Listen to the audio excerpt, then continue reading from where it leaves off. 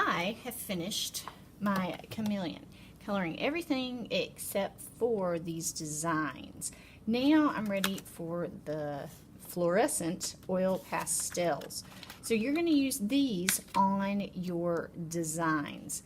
We don't use them on the whole chameleon because they're just too bright and it doesn't let you actually have a lot of interest because it gets way too bright. You can use any colors you want on your lovely designs, but you have to remember that you want to create, again, those highlights and lowlights, the tints and the shades. So you would go through, and again, you can use any colors you want. And I'm going to do something a little different. I'm going to actually mix some colors.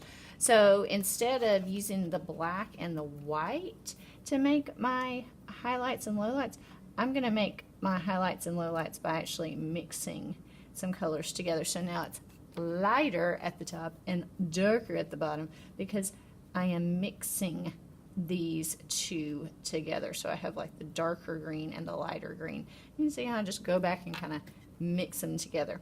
So as I go along, I could choose to stay with just these two colors, or I could switch them up and make it very interesting. But you need to make sure you're not doing something that would not look realistic. So a chameleon is not going to look like rainbow stripes across.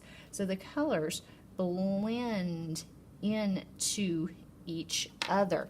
So when you are mixing and choosing those colors for your designs, you want to keep that in mind, that you want to pick realistic color choices. Again, it wouldn't be, oh, I'm going to use a different fluorescent on every single one, because a chameleon would not really be able to do that with its own skin. So I'm going to continue working on mine, and in a moment I will show you how to do the background. I have finished my designs. Okay, making sure I got everything. I chose to do the pupil of blue so it would stand out a little bit more because it has good contrast in comparison to the yellow-orange. Blue would be close to its complementary color, so the color opposite it on the color wheel. I now have put these away, so nice and neat, back the way I found them, and I'm going to put them back where they belong. Now we're ready for the background itself. So in the background, we are going to do something called a wet on wet technique with watercolors. So I have a practice sheet of paper, which you're going to need. I have the 12 different colors of watercolors.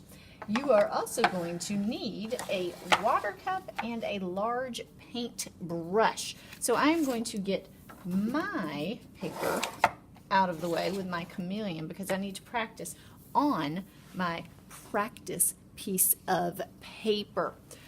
Wet on wet means that the paper is wet and you're going to put wet watercolor on top of it. So if I used the warm colors for my chameleon, then my background has to be the cool colors. The reason for this is we want colors that contrast each other. That means that they're very different, so one stands out and the other seems to go back into the background. That's why this stands out in comparison to the actual chameleon itself, because the colors are very different. So I'm going to have to use the cool colors, so blues, purples, and greens. So the first thing I am going to do is I am going to get my purple wet here. It does not matter what this looks like because watercolors go to sleep. They don't wake up until you get that water on them. Wakey, wakey. All right, so it is woken up. I can tell there's a little pool of water. I'm going to put a little extra on here because it needs to be really wet. We're doing a wet on wet technique. So I am now going to put a little bit of water. Notice I didn't put it all over the place. And I'm going to immediately get water on here. Now, The key to wet on wet is we want the colors to begin to blend together. So you see I'm waking up the green, because that's the color I want next to it. So I've got it nice and wet.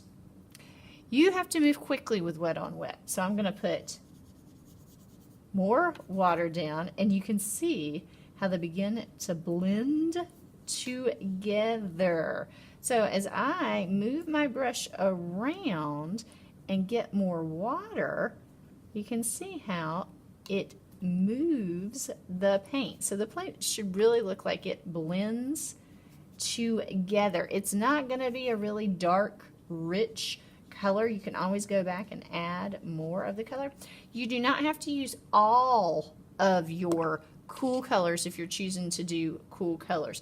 I'm going to stick with purple and I'm going to stick with green. So again, I wet first. The paint's going to move.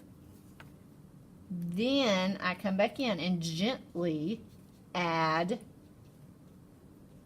the water on top of it. So the colors are going to blend and mix. I'm going to add some more purple for some interest. Yes, I can go back and add the color on top. The cool thing is you're kind of just letting it do its thing, all right, with the watercolors. You can kind of move it around like I'm doing with mine, all right, but we want it to dry for it to get this kind of spirally mixed together look. So now that I've practiced and I'm comfortable with it, this piece of paper is going to go in the trash because I don't need it anymore. I'm going to get my Chameleon and I'm going to make sure that you can see it, and yes you can, and I'm going to start that same kind of process here. Work in small areas. You're not putting paint all over the entire thing. The great thing with the oil pastel is you do not have to worry about the oil pastel getting messed up. So your chameleon is basically like sealed in a cocoon. He will not be injured from the paint because you've got the oil pastel on your chameleon. When you're doing this, it is very, very important to work quickly. This is not something that's going to take you a long time, and also it's not something that you want to spend time talking to someone while you're doing it. You've got to concentrate on what you're doing. You can mix your colors up and have different colors. You can see where that one spot I missed. Okay, it's getting the oil, no, I can talk.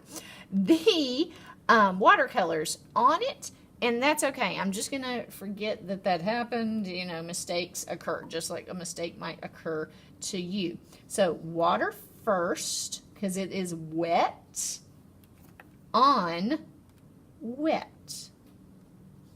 So I want you to work on yours, and I probably will finish this one up because it actually looks really cool. I like it. All right, let's get to work.